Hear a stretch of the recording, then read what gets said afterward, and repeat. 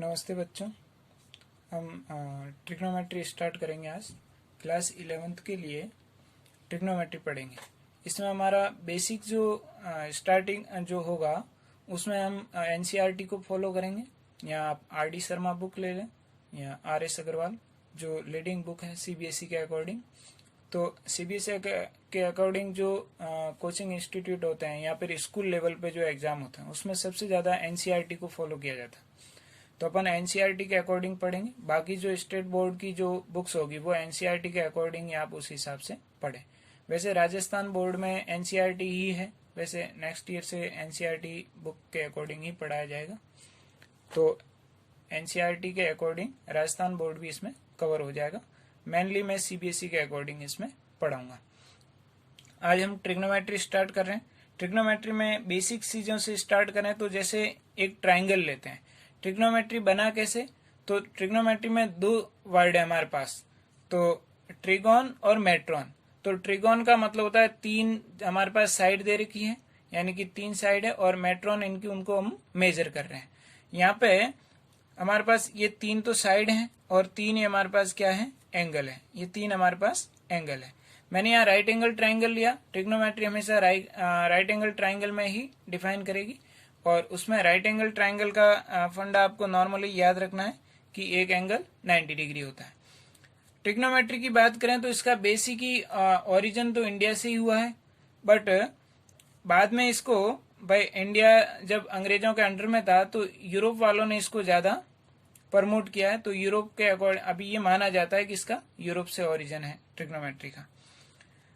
यहाँ पे हम राइट एंगल ट्राइंगल की बात कर रहे थे। राइट एंगल ट्राइंगल है हमारे पास जिसका एक एंगल 90 डिग्री है और एक एंगल मैं यहाँ ले लेता हूँ थीटा है। ये मैं मान रहा हूँ मेरी ओर से। ये आप थीटा इधर भी ले सकते हैं, इधर भी ले सकते हैं, ये आपके ऊपर है।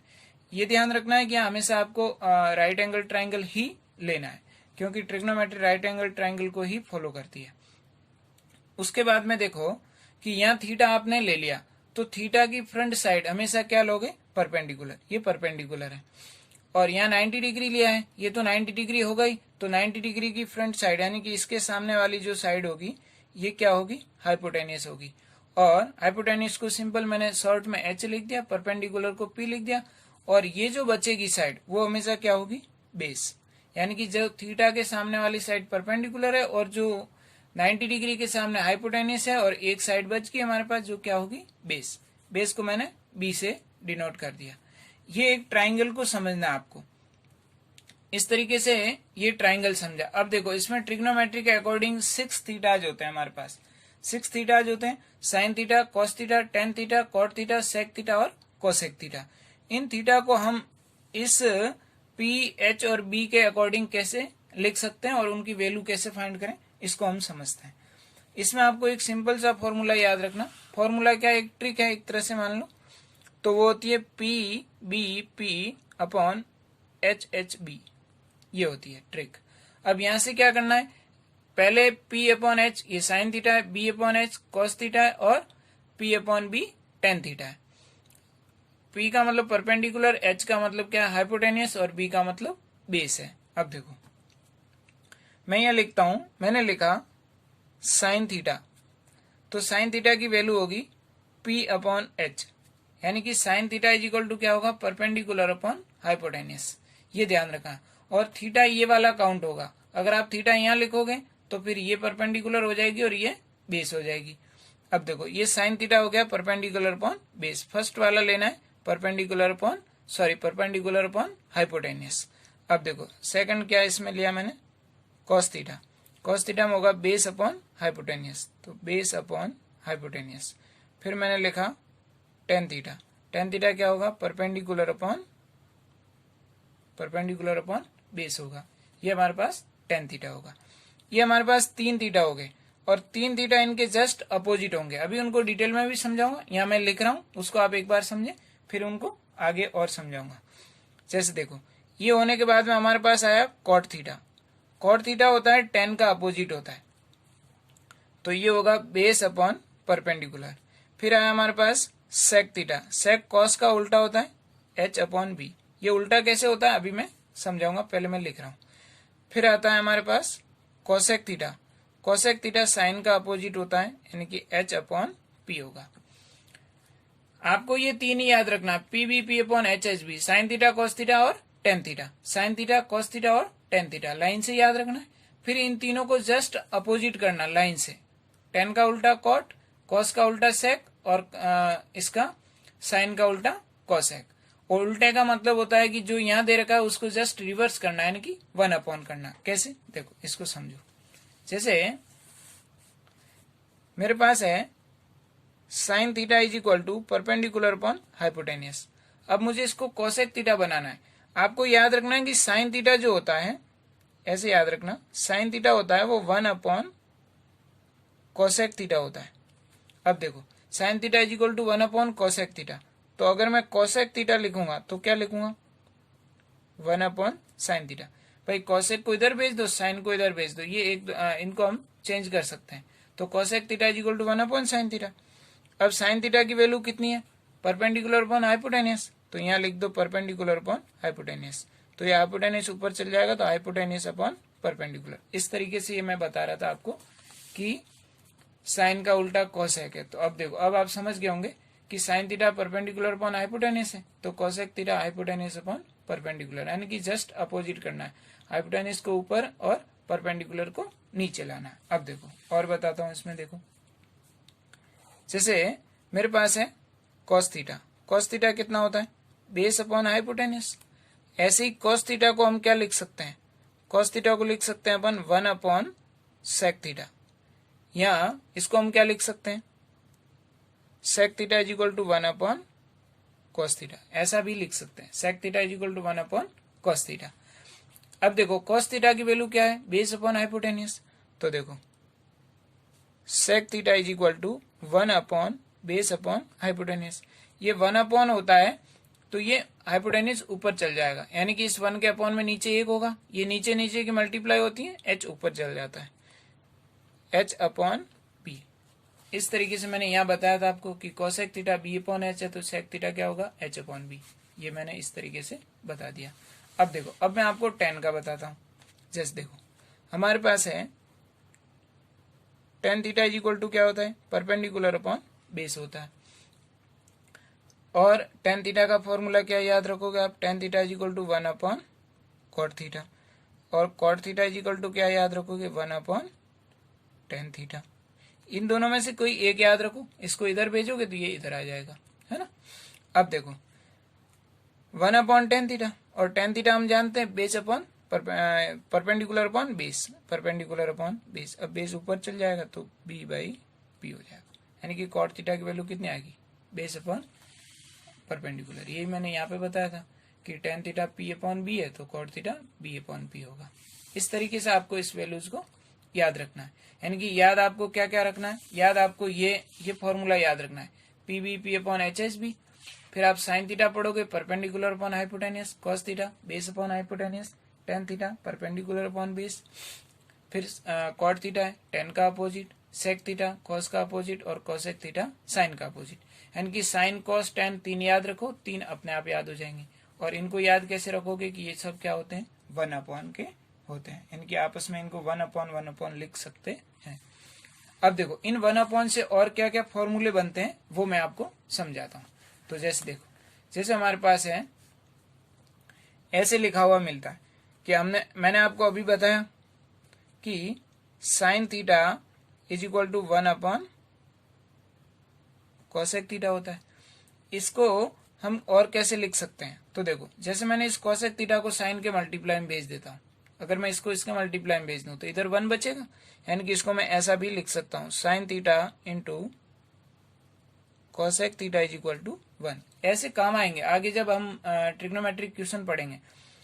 ये तो मैं बेसिक बता रहा हूं, तो बेसिक में अभी हम सिंपल से फॉर्मूले पढ़ेंगे। अब ये ट्रिग्नोमेट्री आपकी नींव है एक तरह से, है ना। तो ये बेस आपको आगे बहुत काम आने वाला है, क्योंकि 11th क्लास की है, 11th क्लास में काम आएगी। फिर 12th क्लास में ट्रिग्नोमेट्री का बहुत यूज है। आप डिफरेंशिएशन और इंटीग्रेशन पढ़ोगे तो इन फॉर्मूलों के बिना आप सॉल्व ही नहीं कर पाओगे क्वेश्चन। या फिर आप जेई और जेई मेन और एडवांस दोनों पढ़ोगे तो उसमें ट्रिग्नोमेट्री का बेस बहुत जरूरी है। ट्रिग्नोमेट्री से तो 1-2 क्वेश्चन आते हैं जेई में, बट जेई के बाकी जो टॉपिक हैं जैसे इंटीग्रेशन, डिफरेंशिएशन या अदर जो मैथ के जितने भी टॉपिक हैं उनमें ट्रिग्नोमेट्री कहीं ना कहीं काम आती ही आती। अब जैसे एपी जीपी के क्वेश्चन आते हैं अर्थमेटिक प्रोग्रेशन या ज्योमेट्रिक प्रोग्रेशन, उसमें भी आजकल ट्रिग्नोमेट्री से अच्छे अच्छे क्वेश्चन बना के पूछते हैं, तो ट्रिग्नोमेट्री उसमें इनरोल है। वहां आपको इन सारी बेसिक चीजों का यूज बहुत जरूरी है।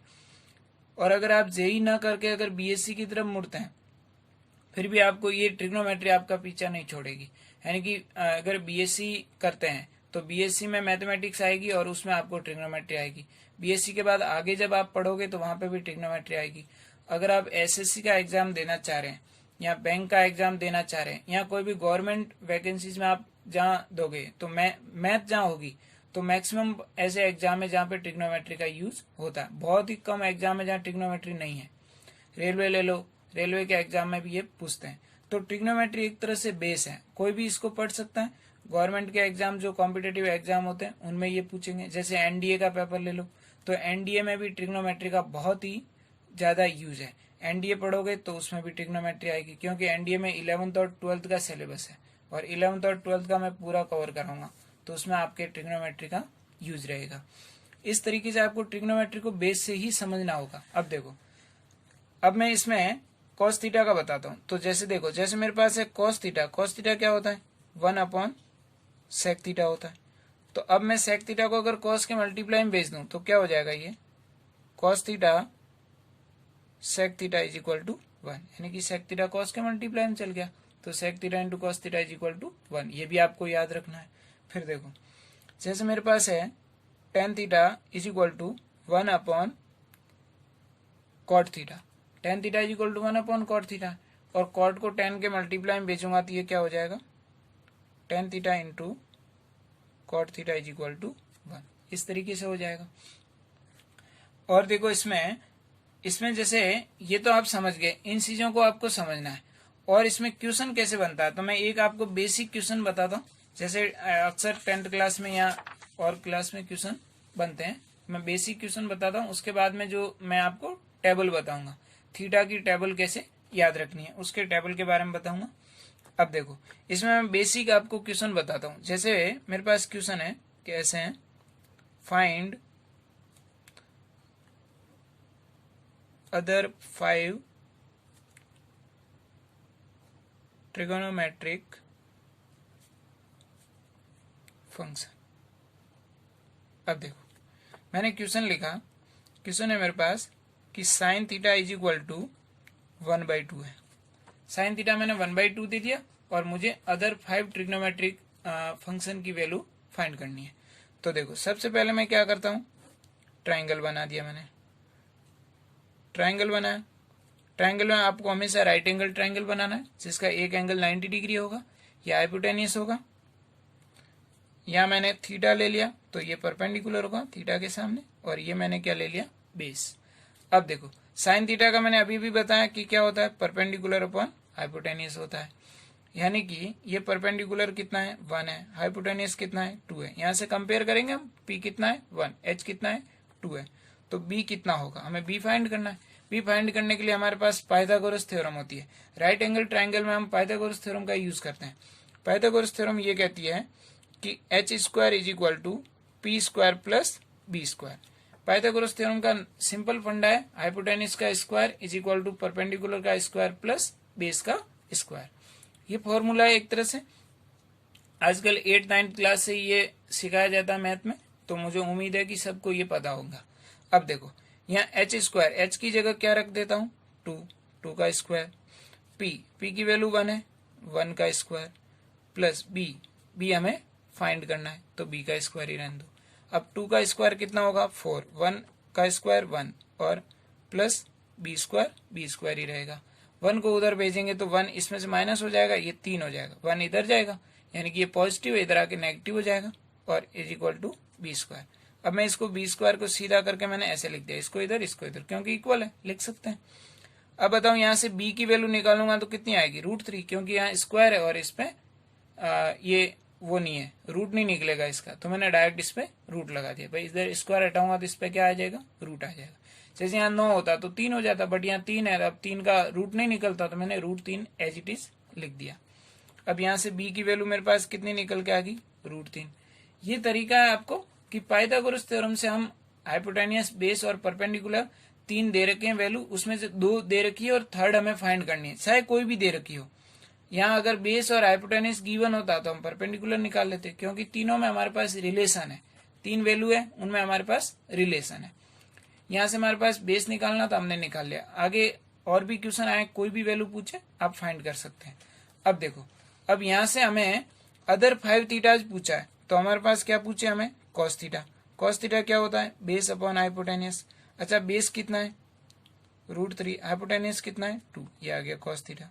मैंने पूछा टेन थीटा बताओ, टेन थीटा क्या होता है, परपेंडिकुलर अपॉन बेस होता है। अभी मैंने बताया पीछे, आप उनको याद कर लेना। अब देखो, परपेंडिकुलर अपॉन बेस, अब परपेंडिकुलर कितना है 1 और बेस कितना है √3। अब देखो, अब मैंने पूछा cot theta, cot theta tan का उल्टा होता है, यानी कि बेस अपॉन परपेंडिकुलर, तो क्या लिखोगे √3 अपॉन 1। ये 1 लिखो न लिखो कोई फर्क नहीं पड़ता। अब देखो, फिर आता है हमारे पास सेक थीटा। सेक थीटा में, सेक थीटा क्या होता है, सेक थीटा कॉस का अपोजिट होता है, कॉस है बेस अपॉन हाइपोटेनियस, तो सेक थीटा क्या होगा, हाइपोटेनियस अपॉन बेस। अब ये √3/2 है तो ये 2 अपॉन √3 हो जाएगा। ऐसे याद रखना, जस्ट अपोजिट करना है। यहाँ आप ऐसे ना करो तो यहाँ से ढूंढ लो कि बेस कितना है √3, पी कितना है 1 है, एच कितना है 2 है। अब देखो यहाँ किसकी जरूरत है, एच अपॉन बी की, तो एच और बी की वैल्यू रख दो। फिर हमारे पास आ गया कॉसेक थीटा। कॉसेक थीटा कितना है, कॉसेक थीटा साइन का उल्टा होता है। कॉसेक थीटा का फॉर्मूला क्या होता है, फॉर्मूला होता है एच अपॉन पी। साइन में पी अपॉन एच होता है, कॉसेक थीटा में एच अपॉन पी होता है। एच कितना है 2, पी कितना है 1, यानी कि कॉसेक थीटा की वैल्यू कितनी आ गई 2 आ गई। अब 2/1 लिखो या 2 लिखो, एक ही बात है। इस तरीके से हम इसको कॉसेक थीटा को फाइंड कर लेंगे। आपको ये चीजें ध्यान रखनी है। इसमें देखो, और मैं आपको कुछ एज ए होमवर्क में कुछ क्वेश्चन दे देता हूँ, आप उनको सॉल्व करना। जैसे देखो, तो आगे आपकी प्रैक्टिस हो जाएगी। मैंने क्वेश्चन दिया cos theta is equal to 5/13, tan theta is equal to 3/4। ये मैंने आपको क्वेश्चन दे दिया एज ए होमवर्क, ये आपके लिए होमवर्क है। आप इन क्वेश्चंस को सॉल्व करना तो आपकी प्रैक्टिस होगी। आगे जो नेक्स्ट क्लास में मैं आपको ट्रिग्नोमेट्रिक टेबल सिखाऊंगा, जिसमें थीटा की वैल्यू कैसे निकालते हैं, थीटा को रेडियन क्या होता है उनको समझाऊंगा। उसके बाद में जो ट्रिग्नोमेट्रिक फॉर्मूलाज होते हैं उनके बारे में सीखेंगे, फिर क्वाड्रेंट के बारे में सीखेंगे। ट्रिग्नोमेट्री की बेसिक बातें अगले 2-4 लेक्चर में हम ये सीखेंगे। आप इस वीडियो को अगर आपको पसंद आता है, आपको लगता है कि आपके लिए हेल्पफुल है, आप इसको सब्सक्राइब करें और अपने फ्रेंड में शेयर करें इसको। Thank you.